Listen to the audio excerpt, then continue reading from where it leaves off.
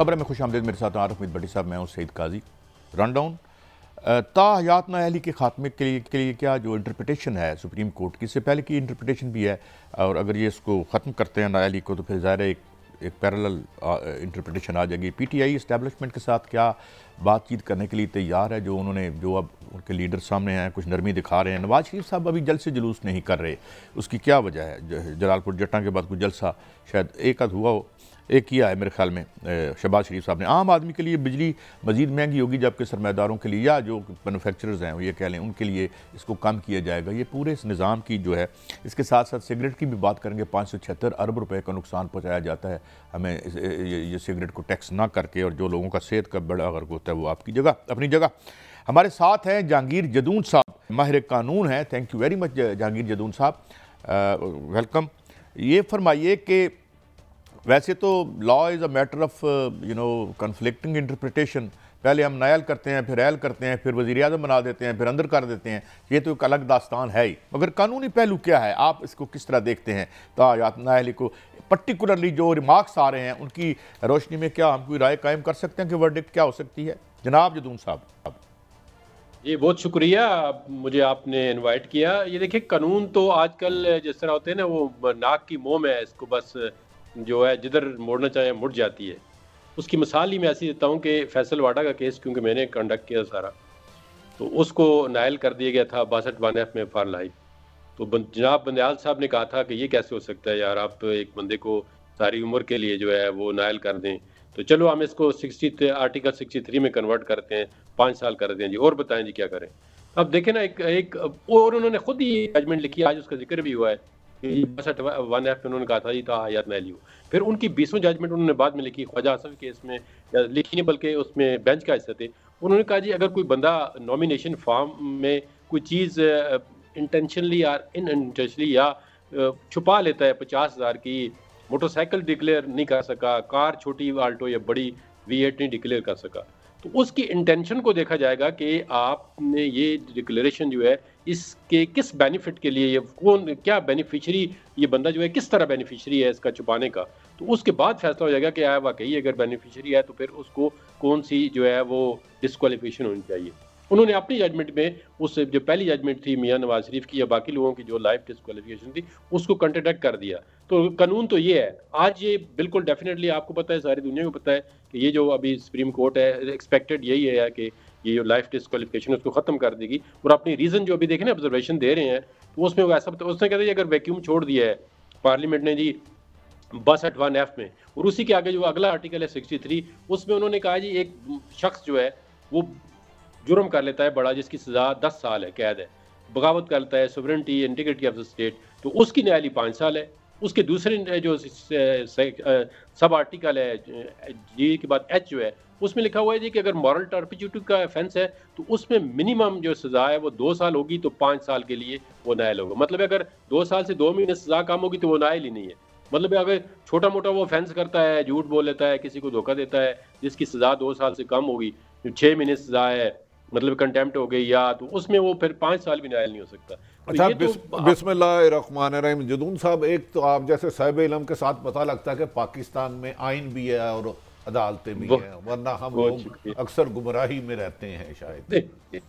अच्छा, गुजारिश ये है कि 3 रुकनी बेंच ने गालबन मोहतरम नवाज शरीफ साहब को नाअहल किया था। अब वही अदलिया है, वही सुप्रीम कोर्ट है, और 3 सेमान दूसरे आते हैं और उसे अहल कर देते हैं बादिउल नजर में, ऐसा लग रहा है। तो कल को 5 आएंगे तो क्या ये कानून बदल जाता है, या जज सेमान के बदलने से ख्यालात आज खसूसन उन्होंने मंसूर अली शाह साहब के भी बहुत ज़्यादा जजमेंट कोर्ट की कि आपने फलां में, तो आज ये कह रहे हैं फलां में ये कहा था। तो ये वजह क्या था? जदून साहब थोड़ी रोशनी डाले। ये देखें, जिस तरह आपने कहा है, देखें ना, अब जो चीफ जस्टिस आता है लाजमी तौर पे उसका असर इम्पैक्ट होता है सुप्रीम कोर्ट के अंदर। आप पहले देखें, बंदयाल साहब के रिमार्क्स देखें, उनके फैसले देखें, और अभी के फैसले देखें, या उनसे पहले जज साहब के फैसले देखें, इसमें इम्पैक्ट होता है। सुप्रीम कोर्ट देखें ना, एक दिन मैंने एक जज साहब से कहा, मैंने कहा ये आपको गुस्सा तो नहीं आना चाहिए, तो आप कहते हैं कि हम इंसान नहीं होते, हमें तो आप में से है ना, हमें कोई गलत बात करे तो हमें क्यों ना गुस्सा आना चाहिए। तो ये बात है, वो जज जो है ना, वो बस आप ये समझे कि इसी सोसाइटी का हिस्सा है, और वो इतना जो आप समझे ना कि अबाउ द बोर्ड 100% जो है, अगर आप अदालत में कहेंगे ठीक है यार मैं तो बड़ा कूल एज कुकुम्बर हूँ कि मैं बिल्कुल बोलता नहीं, मुझे जो मर्जी कहते मैं तो। अच्छा एक और रहनुमाई करें, एक टॉक शो में यकीनन किसी के बारे में ना मुनासिब अल्फाज कहना मुझे नहीं कहना चाहिए कानूनी अखलाकी हर लिहाज से, लेकिन क्या सरकारी इदारों में बैठ के किसी भी शख्स की तजलील करना ये मुनासिब है? देखें, पहले तो मैं अपनी मिसाल दे दूँ, मुझे कोई अगर कोई जज कोई कह दे या कोई बंदा, उसको क्या राइट पहुंचता है कि जदून की या भट्टी साहब की इंसल्ट करे, मुझे ये बता दे। और अगर वो करता है बेजा हमारी, तो हमें पूरा राइट है उसको जवाब देने का। ये तो कोई देखे ना, इस तरह नहीं हो सकता कि एक बंदा है वो, आप देखे ना, इज्जत नफ्स तो इंसान की है बेसिकली, वो उस किसी ओहदे के मोहताज नहीं है कि वो जज होगा, वो साफी होगा, वो वकील होगा तो उस इस तरह रिस्पेक्ट होगी, वो इस तरह आल दो के माशरे में है। लेकिन बेसिक जो फंडामेंटल है, आप एज ए ह्यूमन बीइंग, तो एज ए ह्यूमन बीइंग आपकी रिस्पेक्ट है, तो आपको कोई डिसरिस्पेक्ट नहीं कर सकता। अदालतों का कोई काम नहीं। मैं आपके ख्यालात की तारीफ ही कर सकता हूँ, लेकिन बदकिस्मती या खंडरात बता रहे हैं हमारा तालीशान थी, हो ऐसा नहीं रहा। हम तो कीड़े मकोड़े हैं। कुछ लोग तो सीट पे बैठ के कहते हैं ना खुदा ना उज़बिल्लाह। खैर काई साहब आप सवाल, मैं भट्टी साहब को मैं कम बोलने दूंगा, हर हफ्ते इन्हें एक लेना है हमने क्योंकि थोड़ी सी आज तबीयत भी भट्टी साहब और हम दोनों ही। हुजूर मैं एक मिसाल देता हूँ, हम बुरिया डेमोक्रेसी में जो है अमेरिका की मिसाल देते हैं, बरतानिया की मिसाल देते हैं। मॉरल टर्पिट्यूड की आपने बात की, वहाँ पे अगर किसी बंदे का क्रेडिट ख़राब हो जाए तो उसको किराए पे मकान नहीं मिलता अमेरिका में, बंदा सड़क पे आ जाता है। या आपने देखा कि अमेरिकन प्रेसिडेंट का एक स्कैंडल किसी मॉडल के साथ निकल आया था, तो वो प्रेसिडेंशियल रेस से बाहर हो जाता है बंदा। यहाँ पे आप पे इल्ज़ाम भी लगते हैं, आप टेलीफोन पे किसी अपनी गर्लफ्रेंड को गाने भी सुनाते रहते हैं, और मतलब एक सारे मॉरल आपके सामने आते जाते रहते हैं, तो बंदा सियासत में भी रहता है। वहाँ पर तो एक स्ट्रिक्ट कोड है वहाँ पे कि ज़रा से भी अगर दामन पे चींटा पड़े तो आप सियासत से बाहर हो जाते हैं। नहीं, आपकी बात बिल्कुल ठीक है, लेकिन हमारे यहाँ देखें ना, हर जो लॉ है उसको एक अदालत समझें या कोई पीछे अदालत के पीछे समझें, उसको अपनी मर्जी के मुताबिक चलाता है।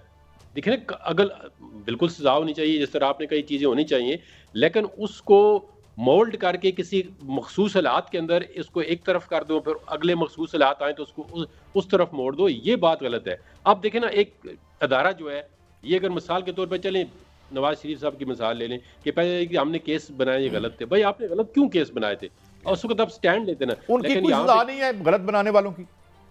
अब वो उन्होंने, भाई अब सजा कौन दिलवाएगा? जो बंदा होता है ना, जो बंदे जिसकी जान छूटती है ना, तो वो कहता है यार अब मैं क्या उनको सजा दूं। जो बंदा उठाया जाता है वो कहता है जी मैं तो शिमाली इलाका जात की सैर के लिए गया, मुझे तो पता ही नहीं मुझे कौन लेके गया है। इस तरह जब जो पॉलिटिशियन उसके साथ ज्यादती होती है, वो कहता है जी अब मैं किससे बदला लूं। अब एक आप बयान रिकॉर्ड नहीं कर सकते, वो कहता है जी जाओ मैं अपनी मर्जी से आऊंगा।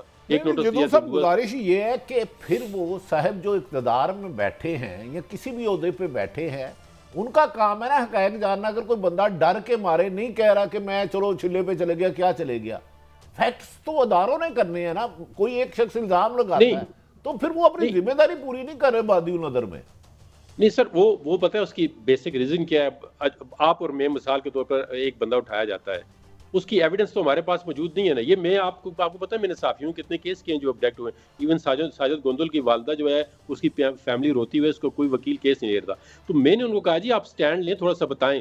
उन्होंने कहा जी अब हमें बस हमारी जान छूट गई, हम आगे इससे कुछ नहीं बताना चाहते। आप मतीउल्लाह जान की बात, उन्होंने कहा जी मेरी आंखों में पट्टी बंदी हुई थी, मुझे तो पता नहीं पता नहीं चला। आप ठीक फरमा रहे हैं, इससे पहले भी हुए, लेकिन रियासत के फराइज में शामिल है हर शहरी की जानो माल की हिफाजत करना। अगर कोई खौफ के मारे नहीं बोल रहा तो फिर ये इतनी सैलरी क्यों लेते हैं? इनका काम है ना फैक्ट्स ढूंढना। रियासत देखे ना, रियासत जिसका नाम है ना, जिसकी डेफिनेशन लिखी हुई है जो हमारा कॉन्स्टिट्यूशन है 1973 का, वो जो है उसके मुताबिक तो रियासत जो है वो और चीज़ है। लेकिन हम जो आजकल नॉर्मल हालात में, या आप लोग या हम जो जनरल कॉन्सेप्ट बना हुआ रियासत का, वो कुछ और है। तो देखें ना, एक बंदे को जब आप तकलीफ देते हैं या उस बंदे के खिलाफ कोई केस बनाते हैं, हम तो कहते हैं अगर किसी बंदे के खिलाफ एलिगेशन है, उसमें उसको कोर्ट ऑफ लॉ में पेश करें जी ये इसके खिलाफ एलिगेशन है, अदालतें आज़ाद हों, फैसला करें, ठीक हो तो उसको सजा दें, गलत हो तो छोड़ दें। लेकिन यहाँ पे तो देखें ना, उस तरह का मेरिट पे कोई फैसले जो है कुछ होते हैं कुछ नहीं होते। अच्छा काजी साहब, जदून साहब की वजूद में आप सबसे सवाल, अच्छा साहब ये कल 3 रुकनी फैसला देर से सजाबादी नजर में खत्म हो गई, तो अब 7 रुकनी है ना जनाब, 3 रुकनी नहीं है, 7 रुकनी। ओ माफी चाहता हूँ, इतना ज्यादा टीवी आज देखा, हालांकि वो खुद टीवी नहीं देखते, लेकिन हमारी तो रोजी रोटी है ना, हमें टीवी देखना पड़ता है, हम ये नहीं कह सकते हम टीवी देखते, हम कमजोर है। 7 रुकनी है। अच्छा 7 रुकनी है। कल कोई 9 रुकनी 2 साल बाद बेंच में आके क्या फरमा देते हैं कि नहीं ये ताहियात नाअहली है, तो फिर कानून क्या, किसकी इंप्लीमेंट होगी बात? ये देखें, ये बिल्कुल इसकी हो सकता है ना, कल को अगर इजाज़त हसन साहब आ जाएं तो वो बड़ा बेंच बना के दें कि उस बेंच की हम जजमेंट को रिव्यू करते हैं। ये इसीलिए मैं कहता हूँ ना कि देखें, आप पीछे से ना चलें कि आपका माइंड जो है एक जहन में एक चीज़ बिठा के आप कहें कि ये गलत है। आप जनरली देखें कि रूल ऑफ लॉ के मुताबिक आपका जो पैमाना होना चाहिए जस्टिस का, वो ऐसा होना चाहिए कि उसको कोई शेक ना कर सके, वो कहें कि ये ठीक है। लेकिन इससे पहले जो रूलिंग आई हैं, जो देखें जजमेंट आई है, ये तो मतलब जनरली आप कंसेप्ट देखें ना कि लाइफ डिस्क्वालिफिकेशन कोई बंदा नहीं मानता कि ठीक है। अच्छा गुजारिश है, आपने फरमाया जैसे क्या एजाजुल हसन आते हैं, 9 रुकनी बेंच बैठता है, तो मियाँ साहब उस वक्त प्राइम मिनिस्टर होते हैं और वो कहते हैं नहीं ये ताहियात नाअहल, तो उसकी कानूनी पोजीशन क्या होगी? नहीं देखें, वो तो जजमेंट को, अब ये जजमेंट जो है ये भी एक रिव्यू कर रहे हैं, तो ये नहीं कहेंगे कि हम जजमेंट को रिव्यू करते हैं। इन्होंने सिर्फ ये जजमेंट मेरे ख्याल में देंगे कि जो पार्लियामेंट है, जिस तरह ने प्रैक्टिस एंड प्रोसीजर एक्ट में दिया था कि पार्लियामेंट सुप्रीम है, वो जो कानून बनाएगी उसको सुप्रीम कोर्ट एक्सेप्ट करेगी। साहब मशवरा आपसे भी हुआ है, फैसला भी इसी किस्म का सुना है, मुझे नहीं पता, खुदा ना खास्ता मैंने सुना है, तो कानूनी चीज है, जजेस कर चुकी है, बात करते हैं, हम उसके आम में इंटरफेरेंस, बल्कि वो क्या कहते हैं मैकस, वो भी तो आ जाते हैं ना। अच्छा जदून साहब, आपने बड़ी साहब आपने कुछ सवाल पूछना? नहीं अब प्लीज आप, नहीं मेरा मकसद हल हो गया है, मैं कुछ पर्दा करना चाह रहा था, आपका बहुत शुक्रिया। जदून साहब ताकतवर है, आपका बहुत शुक्रिया जदून साहब, you always guide us, and बड़ी आप एक जो है मज़हब सी राय देते हैं दरमियान में, बसीरत अफरोज़, बहुत शुक्रिया आपके। जी भट्टी साहब, ये अब आगे बढ़ते हैं, अभी हमें ज़ुबैरी साहब ने भी ज्वाइन करना है, उनसे भी हम रहनुमाई लेंगे। लेकिन भट्टी साहब, ये कोई रवायत यानी किसी मुल्क में हमने देखी नहीं है। और मैं आपको थोड़ी सी बात बताऊं कि अगर आपका सिर्फ क्रेडिट ख़राब हो जाए, मसलन आपने दुकान से एक चीज़ खरीदी भट्टी साहब, और उसके आपने पैसे नहीं दिए, और वो आपका सोशल सिक्योरिटी नंबर मारते हैं, उसमें से आपकी क्रेडिट हिस्ट्री आ जाती है, उसके बाद किराए पे मकान नहीं ले सकते। कादी साहब, मैं जंगीर जदून साहब को अभी चाहता था साथ रहे, लेकिन आपने जल्दी में जरा पत्थर मार दिया। ऊपर से हिदायत आई। वो हिदायत को छोड़ो, हिदायत नामे सारे ऊपर से ही आते हैं, ऊपर अल्लाह है, थोड़ा सा अल्लाह की भी सुन लें, बंदों की सुन सुन के तंग आ। गुजारिश है कि वो खबर देंगे कादी साहब जी कि अगर कल को कोई 9 रुकनी बेंच आता है, हाँ जी, तो वो इसको खत्म कर सकता है। अच्छा, हम इसी काम में लगे रहेंगे। अच्छा कैसे, मुझे एक बात बताएं, आप एक मुल्क के किसी भी अहम ओहदे पर हैं, चीफ सेक्रेटरी हैं, कोई सेक्रेटरी हैं, तो एक आपके पास होता है, केस आता है कि सिर्फ दो बंदों के मुल्क में केस है जिससे उन्हें डैमेज हुआ, और एक हजारों बंदों के कागजात छीने जा रहे हैं, उन्हें दाखिल किया जा रहा है, आप प्रायोरिटी किसको देंगे? मेरे तो ख्याल में प्रायोरिटी जो है, इसको अगर मैं आइन की आर्टिकल 3 का मैं मदद ले लूँ आपके सवाल के जवाब के लिए, तो आइन ये कहता है जी आर्टिकल 3 में कि किसी इंसान के साथ कोई भी जो क्या कहते हैं खसूसी सलूक नहीं करना, ये आइन में हमें बार्ड है, आर्टिकल 3, इसे अंग्रेजी में क्या कहते हैं। तो अब इस आइन की मैं शरह को इसको देखूं तो फिर तो उनके साथ वो हो रही है, यानी नाइंसाफी। आइन के आर्टिकल 3 मैं आइन भी डिस्क्रिमिनेशन, सॉरी डिस्क्रिमिनेशन, गुजारिश है कि एक जुल्म आज मेरे सामने हो रहा है, मैं उसको नहीं रोक रहा, जो माजी में हुआ है उसको मुझे करना चाहिए कानून में इंक्वायरी, लेकिन जो आज हो रहा है उससे प्रायोरिटी नहीं होनी चाहिए कि बेगुनाह मजीद लोग निशाना ना बने, कोई इंतकाम का, कोई बुग़्ज़ का, कोई मुखालफत का। मतलब वो हजारों की तादाद है, एक तरफ 2 आदमी है, एक तरफ हजारों हैं, तो आप कहते हैं कि जुल्म हो, फिर बाद में 6 साल बंद करेंगे। आप जो मुझसे सवाल कर रहे हैं, हम यही सवाल लेके ज़ुबैरी साहब की तरफ चलते हैं। अब ज़ुबैरी साहब साबिक़ सदर बार supreme court, Hazur thank you very much, आप तशरीफ़ लाए। अब ये एक चल रहा है सिलसिला, पहले एक जजमेंट आई, अब लगता है शायद ओवरटर्न हो जाए, जिस तरीके से जजमेंट्स पीछे एक तसलसल के साथ आ रही हैं, और अगर उनके साथ बेइंसाफ़ी हुई है तो यकीनन ये कोर्ट उसके साथ इंसाफ भी करेगी। मगर अभी भट्टी साहब एक सवाल कर रहे थे, और वही सवाल मैं आपकी तरफ लेके जाता हूँ कि एक तरफ बहुत से लोगों के कागजात वगैरह नहीं लिए जा रहे, उनको इलेक्शन में जो है रुकावटें जो है निगरान हुकूमत के ज़ेर साया हो रही हैं, मगर उन पर कोई यानी कानूनी कार्रवाई नहीं हो रही, जबकि दो जो बड़े हैं हमारे, एक जनाब तरीन साहब और दूसरे नवाज शरीफ साहब, तो क्या ये आर्टिकल जो 3 है डिस्क्रिमिनेशन जिसके तहत हम नहीं कर सकते, उसके ज़िम्मे में आता है या नहीं आता? मैं सिर्फ रहनुमाई के लिए पूछ रहा हूँ जनाब ज़ुबैरी साहब। बिस्मिल्लाहिर्रहमानिर्रहीम। देखिए, आप ऐसी बात मुझसे क्यों कहलवाना चाहते हैं काजी साहब, क्योंकि हमारे मुल्क में अशराफिया के लिए कानून दूसरा है और बेचारे जो आम आदमी है उसके लिए दूसरा है। तो ये तो आप खुद, डिस्क्रिमिनेशन का आर्टिकल है वो 25 है कॉन्स्टिट्यूशन का, 25। और आर्टिकल 3 कुछ और है जी, आर्टिकल 3 और है, आर्टिकल 25 है, फंडामेंटल राइट्स में आता है, तो article 25 is that it can not be on discrimination वाला वर्ड उसमें यूज हुआ है। Thanks for correcting me sir. जी, तो मैं आपसे ये बात कर रहा हूँ कि देखिए, बिल्कुल इस वक्त ये केस चल रहा है। अब आफ्टर ऑल ये इशू उठा दिया गया है और ये बड़ी हेयरिंग हो रही है, आप देख रहे हैं। तो लेकिन मैं समझता हूं कि इनको जो पिछले केसेस हैं उनको ओवर रूल करना पड़ेगा सर, और कहना होगा कि वो गलत फैसला हुआ था, और डिक्लेरेशन जो उनका फैसला था कि जब तक डिक्लेरेशन किसी के आदमी के खिलाफ रहता है तो वो गलत था, और जो क्योंकि ज़ैली कानून से आइन में तरमीम हो सकती है, ज़ैली कानून से बेसिकली आइन में एक तरमीम हो गई है, अब ज़ैली कानून प्रिवेल करेगा, और क्योंकि ज़ैली कानून में 62(1)(f) में 5 साल की मुद्दत रख दी है, तो इसलिए अब वो जो भी जो आदमी है वो 5 साल तक नाअहल होगा अगर कोई डिक्लेरेशन ऑफ द कोर्ट आ जाता है। ज़ुबैर साहब थोड़ी सी रहनुमाई फरमाएं। अभी आपके सड़क के बाहर कोई किसी को मार पीट रहा है, छीन रहा है, किसी को मारना चाह रहा है, अगवा कर रहा है, और एक 5 साल पुराना वाक़या है, आप पहले किसको हल करना चाहेंगे? जी, मैं तो चाहूँगा कि जो आजी का मामला है, जो लाइव इशू है, उसको हल करना चाहूँगा मैं। जी बिल्कुल, अब बिल्कुल जो आजकल के मसले हैं उनको हल हो जाए। जिस मुल्क में जो इस वक्त ह्यूमन राइट्स और इस तरह की वायलेशंस हो रहे हैं, इलेक्शंस के ऊपर जो हम चीज़ें देख रहे हैं, एक जमात को बिल्कुल दीवार से लगा दिया गया है कि क्योंकि वो 9 मई के वाक़यात में कहते हैं मुलव्विस थे, तो और उनके जो चीज़ें हम देखने को मिल रही हैं हमने कभी नहीं देखी हैं ऐसी चीज़। आई थिंक ये इशू बहुत इंपॉर्टेंट है कि इलेक्शन फेयर होना चाहिए हमारे यहाँ। फेयरनेस इस पे फैसले होने चाहिए कि क्या इलेक्शन हमारा साफ शफाफ हो रहा है या नहीं हो रहा। मुझे लगता है ज़ुबैरी साहब आइन में इसकी गुंजाइश नहीं है, साफ शफाफ हो या ना हो, बस इलेक्शन हो जाए, रिजल्ट आ जाए, मेरी मर्जी का आ जाए। अनफॉर्चुनेटली बदकिस्मती है, गली मोहल्लों में ऐसा लग रहा है। भट्टी साहब, अनफॉर्चुनेटली आइन के अंदर लिखा हुआ है कि ये इलेक्शन कमीशन की जिम्मेदारी के साफ शफाफ इलेक्शन करा। ये आइन का एक आर्टिकल आइन में लिखा है। मैं सारा दिन आइन की बात सुनता हूँ लेकिन आइन की वायलेशन होती हुई देखता जाता हूँ, ये क्या मजाक है? अच्छा ये फरमाइएगा भट्टी साहब, मैंने और आपने बड़े प्रोग्राम किए, जब आइन की वायलेशन होती मैं सुप्रीम कोर्ट बार इशू उठाती तो हम पे भी हमले होते थे उस जमाने। आपको याद है कि इलेक्शन 90 दिन में करा दो।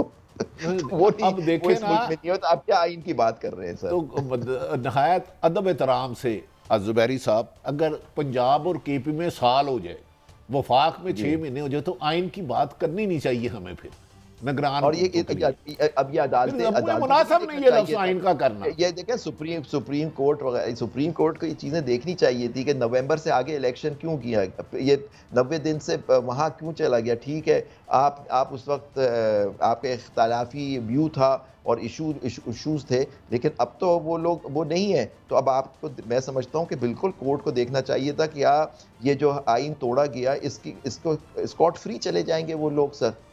मतलब क्या डेमोक्रेसी हमारे यहाँ 1 साल 2 प्रोविंसेस ड्यूली इलेक्टेड रिप्रेजेंटेटिव्स से अभी तक 1 साल से वो महरूम है। तो कहाँ गया हमारा आइन? आज 7 रुकनी बेंच है, 2 साल बाद एक नया बेंच आता 9 रुकनी, और वो कहते हैं ताहयात नाअहली ठीक है, तो फिर उसका क्या असरात होंगे? उसके ये होंगे कि वो हो सकता है इस सारे इंटरप्रिटेशन को सेट असाइड कर दे। तो वो जो अब समीउल्लाह बलोच के साथ होगा या होने वाला है या होगा, प्रिज्यूमेबली कि वो अगर कह दें कि जी ये गलत फैसला हुआ था, बाद में कोर्ट आके उसको ओवररूल कर सकती है दूसरी कोर्ट। अगर उस वक्त वजीर आज़म नवाज शरीफ है इन केस, जैसे बादिउल नजर में नजर आ रहा है, वोटर से तो नहीं लेकिन सपोर्टर से नजर आ रहा है। सपोर्टर आप समझ रहे हैं ज़ुबैरी साहब, आप माशाल्लाह टाई बड़ी आपकी खूबसूरत है, सपोर्टर बड़ी अहम है पाकिस्तान में। तो फिर क्या पोजीशन होगी अगर वो प्राइम मिनिस्टर होते हैं तो सुप्रीम कोर्ट के 9 रुकनी बेंच के कोई ऐसा ऑर्डर आ जाता है? फिर तो मुश्किल पड़ जाएगी सर। तो मुश्किल पड़ जाएगी, लेकिन मैं समझता होगा नहीं ऐसा, क्योंकि सपोर्टर्स के होते हुए ये जरा मुश्किल है सर। अच्छा, मैं तो गुजारिश बताऊं, सपोर्टर में मैं एक शख्स को 3 सितंबर 99 में मिला, तो वो कह रहे थे 5-6 अभी इलेक्शन मेरे हैं, तो 1 महीना 9 दिन बाद चले गए। फिर एक शख्सियत को मैं मुल्क की ताकतवर 2006 में मिला, उन्होंने कहा फलां पार्टी सिक्योरिटी रिस्क का, तो फलां मेरे होते नहीं आएगा। ये चेंज होते हुए देर नहीं लगती। कादी साहब, आप कोई अच्छा सा सवाल करें आबद ज़ुबैरी साहब की पर्सनालिटी के लिए। हुजूर, मैं तो अब देखें ना, सवाल भी बड़े छलनी में से गुजारने पड़ते हैं हुजूर, एकदम से हम सवाल भी नहीं पूछ सकते। मैं एक तरह और पहलू पे आपकी निशानदेही, कुछ खबरें नहीं पूछिएगा सर, आप जानते हैं क्या रिमार्क्स हुए थे, जोजा से पूछ लीजिएगा सर। अच्छा ठीक है, वो इत्तेफाक से मैं अभी तक रियायत शादीशुदा हूं। अच्छा ओके, फिर आपके लिए तो बिल्कुल ही मुश्किल है सर। अच्छा, मैं तो बोल ही नहीं सकता ना, मेरा तो। अच्छा, ये बताएं कि कहा ये जा रहा है, गर्दिशें कर रही हैं खबरें गर्दिश कर रही हैं कि बल्ले अगर बल्ला नहीं मिलता और कोई और पार्टी जो है, वो ये कहा जा रहा है कि कुछ 2-3 पार्टियां नज़र में हैं पीटीआई की, तो वो उनके निशान पे शायद इलेक्शन लड़ने की कोई बात, तो क्या इस तरह की कोई कानूनी गुंजाइश मौजूद है? देखिए, कल मैं एक प्रोग्राम में था, एक पार्टी थी, मैं उसका नाम भूल रहा हूँ, वो साहब आए थे, उन्होंने कहा जी हमने दिसंबर में एप्लीकेशन दी हुई है बल्ले के निशान के लिए, और मेरा केस फिक्स्ड है हियरिंग के लिए, तो पता नहीं उनको मिल जाएगा शायद बल्ले का निशान। मैं नाम भूल रहा हूँ उस पार्टी का, कह रहे हमारे 7-8 हज़ार मेंबरान भी हैं सर। अच्छा ज़ुबैरी साहब, फिर मुझे आपकी रहनुमाई की जरूरत पड़ गई। हम एक बंदे को आज से 8-6 साल पहले या 5 साल पहले नाअहल किया गया, वो यकीनन हमें सुनना चाहिए, अदालतों से ही रिलीफ मिलना है, सुप्रीम कोर्ट तो अल्लाह के बाद ऊपर ही है। तो बल्ले का निशान मौजूदा 2000 कैंडिडेटों के मुस्तकबिल एक सियासी जमात का, क्या उसकी भी रोजाना सुप्रीम कोर्ट में हेयरिंग हो सकती है? Do you think? मैं क्या इस पे जवाब दूं, मैं वहाँ बैठा हुआ तो नहीं हूँ, लेकिन मुझे देखिए उनका नंबर तो लग गया, पता नहीं उनका केस कब टेकअप होता है, कल होता है, मंडे को होता है, मुझे नहीं मालूम। लेकिन जो इशू आ रहा है उनका ये हो सकता है सुप्रीम कोर्ट को मुड़ के कहे कि जी हाई कोर्ट से पहले फैसला करा के आए। पहले आपको पता है ये इसमें इस बेंच में ज़्यादातर जजेस वो थे जिनका एक व्यू था कि हाई कोर्ट के फैसले के बगैर सुप्रीम कोर्ट में आप नहीं आ सकते, और यहाँ भी एक इंटरिम ऑर्डर है, इंटरिम ऑर्डर के खिलाफ आए हैं अभी। आपको दिखाना होगा इंटरिम ऑर्डर में क्या चीज़ गलत है, गैर आइनी, गैर कानूनी है, फिर ही कोर्ट एंटरटेन करती है अबूरी हुक्म के खिलाफ कोई पटिशन सुप्रीम कोर्ट में, ये रूल है। लेकिन अब देखिए, जब उन्होंने अभी सुप्रीम कोर्ट ने इलेक्शन कमीशन की petitions against interim orders Lahore के और पेशावर के की, तो हो सकता है इनकी भी कर लें सर। और लेकिन देखिए, इसमें हो सकता है मुड़ के कहें उनसे कि जी हम आप अपने वहाँ से केस का फैसला करा के आएँ, या यहाँ अगर सुन लें, अगर हतमी फैसला आ जाए, फिर आपको पता है आगे अपील ही नहीं होती, इससे तो रिव्यू ही हो सकता है। अच्छा, ये ज़ुबैरी साहब ये फरमाएं कि ये जो एक तो ये बात होगी ना कि लाहौर हाई कोर्ट ने तो बल्ले की अपील जो है वो खारिज कर दी है, तो आप वो सुप्रीम कोर्ट में तो जा सकते हैं, क्योंकि एक फोरम तो उन्होंने एग्जॉस्ट कर लिया है। वहाँ हतमी फैसला आ गया, इंटरिम आया है सर, मुझे नहीं मालूम। अच्छा, हतमी फैसला है। खबर इतनी थी जो मैंने देखी थी, भट्टी साहब के पटिशन खारिज कर दी है।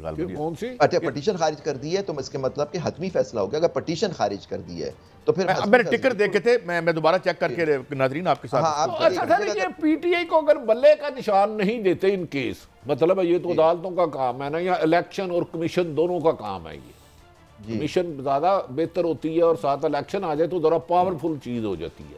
उसमें गुजारिश ये है, अगर तरीके हिसाब से बल्ला नहीं देते तो फिर क्या ये एमपीए एक हल्के से कुछ और निशान दे दे, इलेक्शन कमीशन दूसरे हल्के से कोई और दे दे। लाहौर में 120, 21, 22 ऐसे 5 है, किसी को बैंगन, किसी को तबूर, किसी को चिड़िया, किसी को तोता, तो फिर तो ये बड़े वोटर कंफ्यूज हो जाएगा इससे। सर आप एक बड़ा इलेक्शन सिंबल भट्टी साहब भूल गए, लोटा।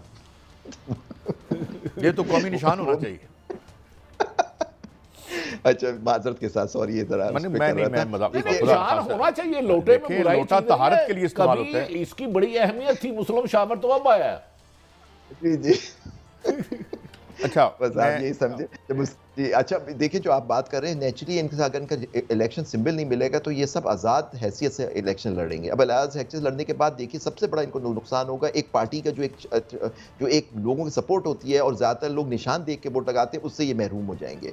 फिर दूसरी बात ये होगी कि इनकी रिजर्व सीट्स के ऊपर जो इनका राइट होता है एक पार्टी का, वो ख़त्म हो जाएगा। तीसरी बात ये होती है कि इनको कानून और आइन कहता है कि कुछ अरसे में फ़ौरन किसी पार्टी को ज्वाइन करना होता है। आज़ाद उम्मीदवार आज़ाद नहीं रह सकता, देखिए आप देखा बहुत सारे आज़ाद एक पार्टी को कभी पीटीआई को इस तरह चले जाते थे। अब इनका क्या होना है ये तो वक्त ही बताएगा कि इनके आज़ाद उम्मीदवार किधर जाएंगे, क्योंकि पीटीआई तो कोई पार्ट जमात ही नहीं होगी। देखिए बेसिकली अगर आपसे सिंपल ले जाए आपको फारिग कर दिया गया है, तो ये किस तरह का इलेक्शन हो रहा है? मैं आपकी बात से समझूं कि क्या अब तरीके इंसाफ पार्टी ही कोई नहीं है, क्योंकि उससे उसका शनाख्त छीन ली गई है, निशान, तो अब वो जमात नहीं है। ये अब देखे जैसे आप काजी साहब हैं, अब मैं उनसे कहूँ कि जी आप काजी क्यों हैं, आपसे काजी मैं ले लेता हूँ, आपकी शनाख्त है काजी, ठीक है ना जी। मैं आपसे कहता हूँ भट्टी साहब, आप भट्टी आपकी ले लेता हूँ मैं शनाख्त, तो मैं कहूँगा जी भट्टी, तो ये बेसिकली आपने आपकी शनाख्त छीन दी। तो ये क्या इंसानी, ये फंडामेंटल राइट के वायलेशन नहीं है कि इतना बिल्कुल है। मैं तो जमात को कर दे। भट्टी और साहब, दूसरी बात, अगर ये आजाद आते हैं तो हॉर्स ट्रेडिंग फिर खुल जाएगा, मीना बाजार लग जाएगा। ये इसकी कंफर्मेशन आ गई है, मैं आपकी खिदमत में अर्ज करता हूं। कैसा मैं सवाल जरा आप सबसे जरा जवाब जरा। जी बिल्कुल हॉर्स ट्रेडिंग का होगा, जिसके पास इनको चाहिए होगा, इनकी काफ़ी अक्सरियत आज़ाद लोगों की आ जाती है, तो हर पार्टी चाहिए उनको मिलके वो हुकूमत बनाए या उनको अपने साथ रखे, तो बिल्कुल उनके फिर उनके हमारे मुल्क में तो ये बड़ी आम चीज़ है कि हॉर्स ट्रेडिंग तो होती है। सेनेट के इलेक्शंस में हर जगह हम देखते हैं कितने कितने इशूज आए, केसेस आए सुप्रीम कोर्ट में कि वोट किस तरह से दिए गए, वीडियोस चले जो हमने देखे टीवी आपके चैनल्स पे सर। तो ये सारी चीज़ें हो जाएंगी, बिल्कुल ये सब चीज़ों का खतरा है सर। लेकिन सबसे बड़ी बात भट्टी साहब जो चीज़ कोर्ट को देखनी चाहिए, जब इलेक्शन शेड्यूल आ गया, क्या सही था उनको ये फैसला करना उस वक्त इलेक्शन का उनका बल्ले का निशान लेने इलेक्शन शेड्यूल के बाद? ये भी एक इशू मैं समझता हूँ कोर्ट को देखना सही से तुम बाकी बहुत बुलंद हो चुके हैं। आपको पता है 76 साल में पहली दफा हुआ है कि शेड्यूल के बाद किसी जमात से उसकी शनाख्त छीन लेना, ये 76 सालों में नहीं हुआ, डिक्टेटर भी कोई नहीं कर सका। बट फर्स्ट टाइम ये मैं बता के तो आपसे बहुत शुक्रिया आपका आबिद ज़ुबैरी साहब। और हाँ जी, ये खबर यही थी कि अदालत ने इंतखाबी निशान बल्ला वापस लेने और इंट्रा पार्टी इलेक्शन के खिलाफ दरख्वास्त नाकाबिल समात करार दे दी है। ये लाहौर हाई कोर्ट की, तो बात मेरी शायद ठीक ही थी। बड़ी, जब एक ब्रेक लेते हैं, ब्रेक के बाद और भी बातें आपसे पूछनी है कि जल्द से जुलूस इवन जो कि हार्ट फेवरेट है इस वक्त मियां नवाज शरीफ साहब, वो क्यों नहीं जल्द से कर रहे, और आम आदमी के लिए बिजली महंगी हो रही है और शायद मैन्युफैक्चरिंग के लिए सस्ती कर दी जाएगी। तो ये क्या सिलसिला है, एक ब्रेक के बाद।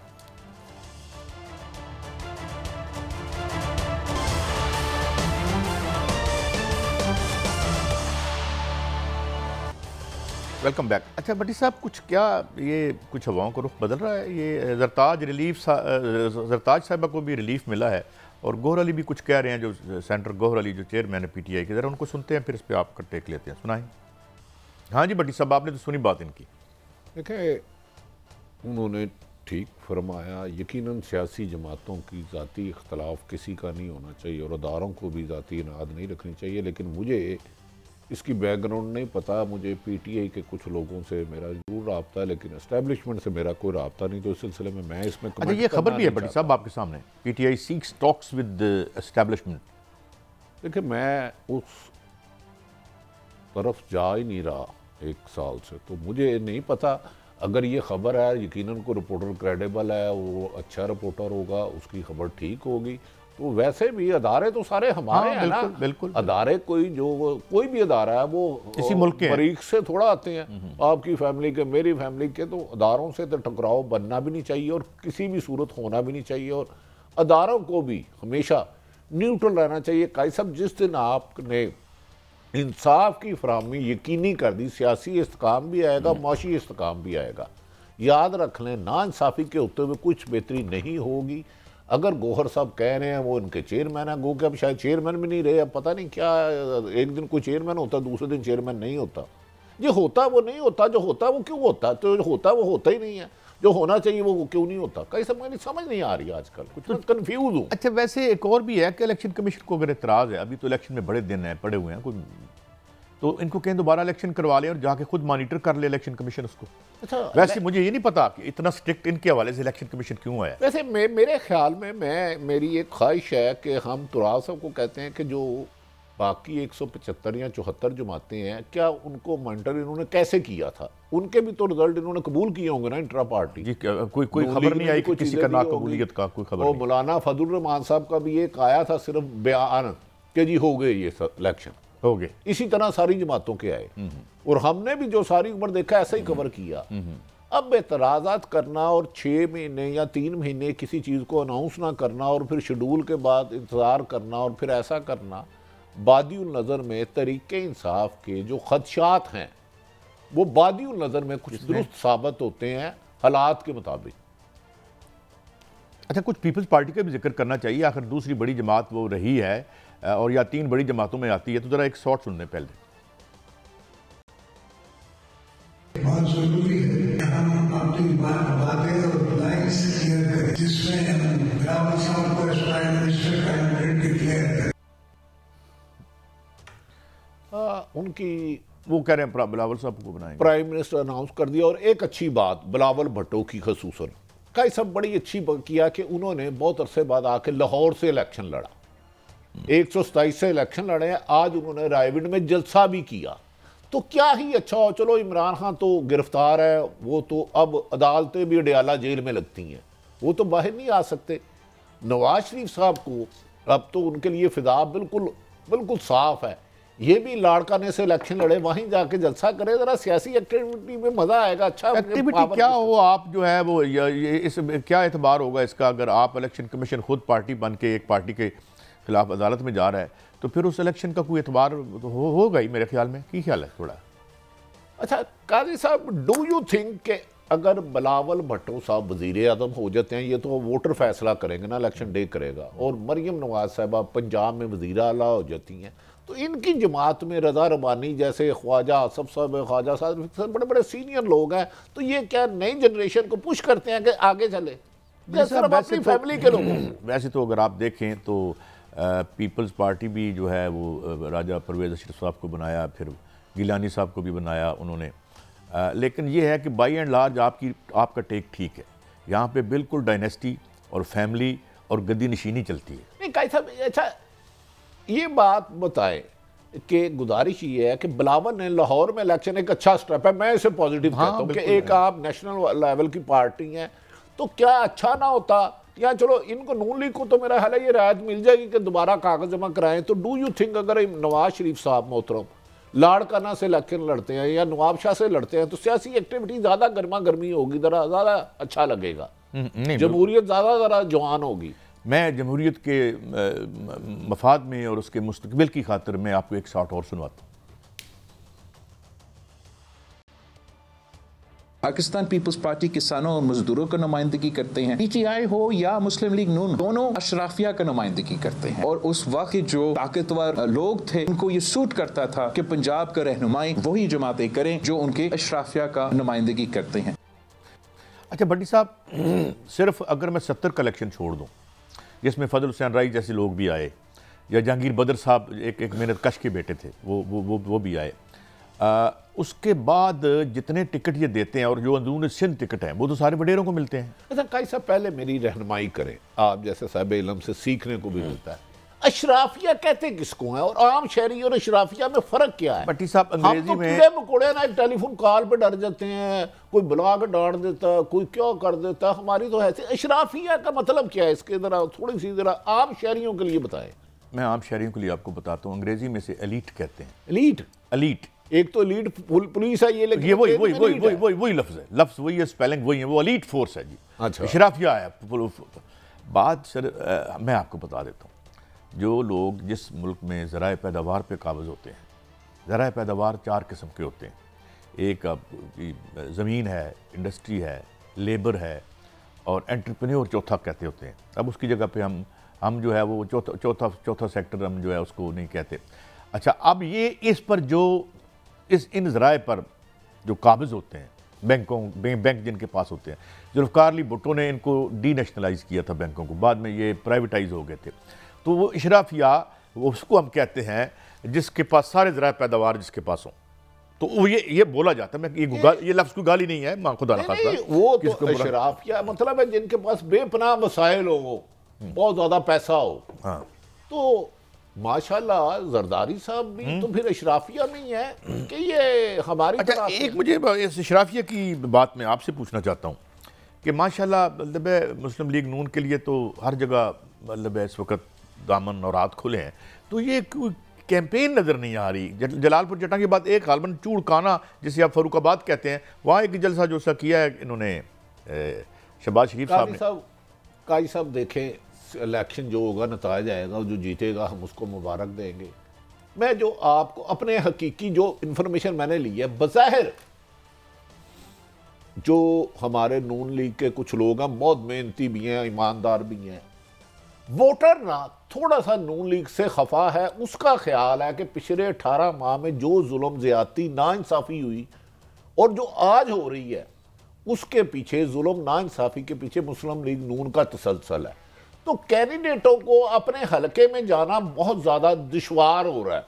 आप जब हलकों में जाते हैं फिर सवाल होते हैं, सर कहाँ रहे आप? तो कह रहे थे कि अप्रैल 2022 में कि मैं तकदीर बदल दूंगा, हम तजर्बाकार हैं, हम जिसाक डार को लाएंगे, बिजली सस्ती हो जाएगी, पेट्रोल सस्ता हो जाएगा, गैस सस्ती हो जाएगी, रोज़मर्रा की अशिया आ जाएगी, तो वो 40% बढ़ जाए। तो फिर आवाम सवाल करती है। तो सवाल आजकल ताकतवर लोगों को पसंद नहीं है, ऐवान में जाने वालों को या हुकूमत लेने वालों को सवाल थोड़ा सा नामुनासिब लगता है। ये खान जिंदाबाद के नारे भी जलसों में लग रहे हैं किसी के? ये 2-3 जगह लगे हैं और कुछ कौन 9,000 लोग आ जाते हैं इस तरह अपने अपने जलसों में रहना यार। नहीं देखें, आपको याद होगा जब मोहतरम शहबाज शरीफ साहब गालमन रायमंड से आ रहे तो कुछ लोगों ने नारे लगाए, हमने पर्चा चर्चा किया, वाह छतरोल की उनकी। अच्छा। देखिए उनको भी चाहिए तहजीब के दायरे में नून लीग के जलसे में जाकर, मैं आपको नून लीग के वर्कर जाएं भाई, आप क्यों जाते हो? नहीं ये ज्यादती है। दूसरी बात बताऊं, मोइन अजहर साहब हमारे सीनियर साहब या सीनियर बिल्कुल वो शादरा गए, मरियम नवाज साहबा ने तशरीफ लाना था, गली में जलसा था बहुत बड़ा, कोई 10-15 शादरा वाला जलसा। हाँ वो गली में जो था, हाँ वो बहुत बड़ा जलसा था, 12-13-15 फुट की गली थी और जमे गफीर था इंसानों का। अच्छा। इत्तेफाक से वो मोइन अजहर साहब को किसी ने लाके पानी दिया, उसने कहा हमें, बैठे थे कुछ लोग, उन्होंने कहा पानी ना दो यार, ये तो फलां इमरान खान के वोटर है। तो उसने कहा आपस सर्दी गल है, मैं भी उदे वोटर हाँ, जो नून लीग की तरफ हमारी तरफ करता। लेकिन ये वैसे उसने मजाक किया होगा ना, लोग वैसे भी कहते जरा अच्छी खबरें भी आए। बटी साहब चलें, चहल पहल होनी चाहिए, जमहूरी राय का इज़हार होना। ख्याल में जब इनके लिए देखें सरकारी वसाइल भी हैं, टिकटों के भी फैसले हो गए, अब 20-25 दिन एक एयर कंडीशन में बैठ के टिकटों फैसले कर रहे हैं, आवाम में जाने से गुरेज क्यों कर रहे हैं? इनके लिए तो बिल्कुल मैदान साफ है। अवाम के हाथ में शायद ये समितियों के फैसला नहीं है, मतलब होता तो अवाम के हाथों में माशाल्लाह। मगर जमहूरियत में वोट हर हलके में ब्रेक है। बड़ी साहब मैं आपकी बात को यहाँ रोकता हूँ। और आएंगे तो आम आदमी के लिए क्या बिजली मज़ीद महंगी हो रही है, इनडायरेक्ट टैक्सेशन ने पहले ही बुरकस निकाल रखा है हमें, तो क्या ये निज़ाम है, इसको क्या बदला नहीं जा सकता? एक ब्रेक के बाद इस पर बात करेंगे।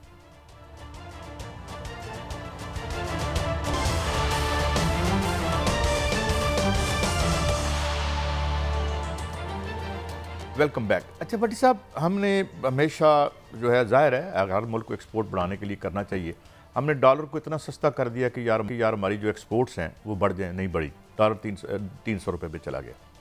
अच्छा, बिजली बिल्कुल आप जो मैन्युफैक्चरर हैं उनके लिए कम करें, मगर आवाम के लिए भी कम करें, ये हो सकती है। अगर मैं आपको एक बात बताऊँ, मलाइशिया में जब क्रैक डाउन किया IPPs पे महातीर मोहम्मद ने, ये बात मुझे डॉक्टर इकरामुल हक साहब इसके रावी हैं, तो वो भाग ही गए, उन्होंने फेस ही नहीं किया कि भाई अगर आज हम ये मुआहदे खोल लेते हैं। और काकड़ साहब से फिर मैंने हर प्राइम मिनिस्टर साहब से दस्त बस्ता इस्तदा की, और आपसे भी करता हूँ क्योंकि आपके पास तो अब ज़ाहिर खासी पावर्स हैं और कुछ दे भी दिए हैं मज़ीद आपको पावर, जो लेजिस्लेशन हुई है, तो इनको आप खोल के पढ़े तो सही। लफ्ज़ों के गोरख धंधे IPP को कोई नहीं टच कर सकता, वो अनटचेबल है, वो बहुत मजबूत है। ये 4 पे 12 पैसे भी लोग देने के लिए तैयार नहीं है, इतनी सख्त नहीं है, कुव्वतें खरीद नहीं है। 4 पे 12 पैसे बिजली में फी यूनिट महंगी हो रही है।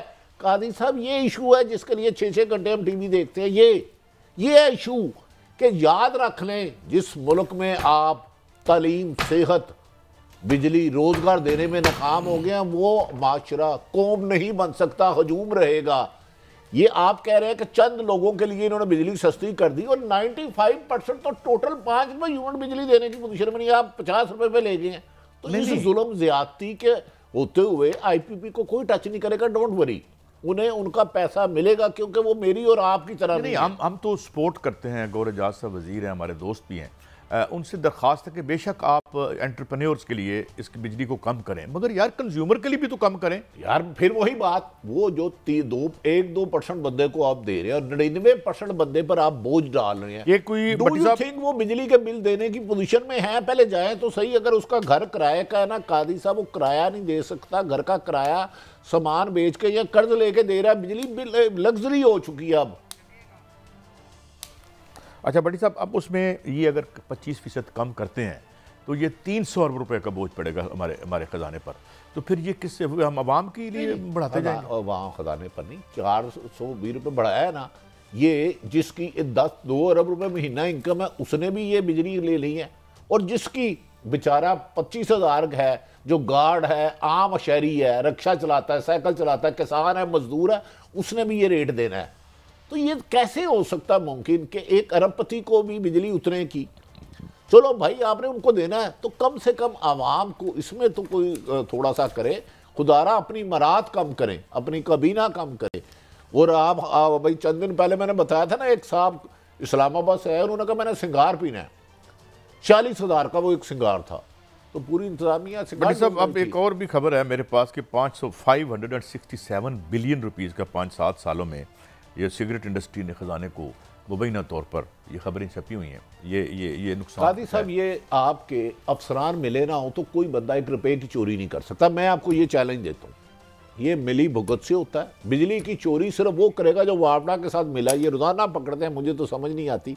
और भाई मैं ऐसे लोगों को जानता हूँ जिनके पेट्रोल पंप बिजली और गैस बिल ही नहीं देते थे, मीटर ही बंद रखते थे, गैस का भी नहीं देते थे। हाँ, वो इतने ताकतवर है, कानून से बालना।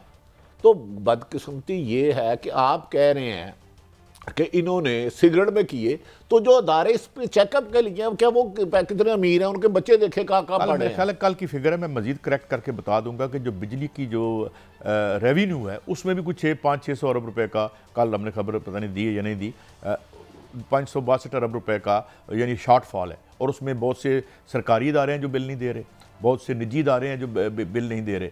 ठीक है भट्टी साहब, इसके साथ ये देखें एक दूसरे पर इल्ज़ाम जरूर लगाते हैं, बिला वजह मरियम और साहब पे इल्ज़ाम करें कि आप कह रहे हैं ना सरकारी इदारे नहीं दे रहे, करोड़ों रुपए है, आप अपने बिजली का बिल ना दें, अगले दिन आपका बिल काटने आ जाएगा। बिल कितना होगा? 13,000 15,000।